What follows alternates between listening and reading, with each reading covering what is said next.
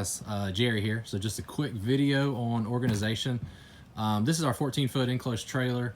As you know, with hardscapes, I mean, you have to have an array of tools. You've got to be able to take gutters apart so we can run them underground in PVC pipe. You've got to be able to cut pavers, dry, wet, move materials, tamp. You got to have gas, blowers, brooms, geogrid, geotextiles. I mean, you name it. So this is what we got going on here. These are great. A lot of the line guys use them. They're fantastic. These things get broke. They're about $450, so this saves them. We got our Paver extractors here.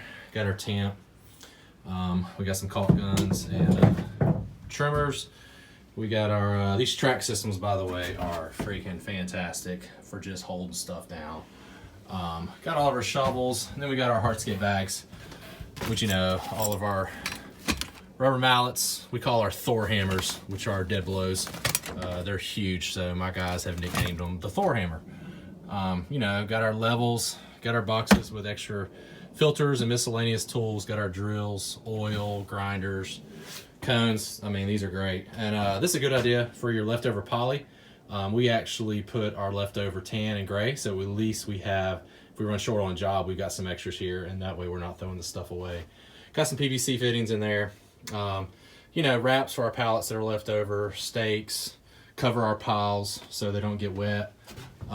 You name it, we got it. Use our bendy bars, which is the CPVC pipes. This is what we actually do our lines with. To me, it works just as good, way cheaper. Put our levels in here. These guys get broke. You don't want that, so we got at least our 4 and our 6 in here. But anyways, organization's huge. We're taking probably most of the day just to get this right so we can finish the year strong and actually begin next year on a good note.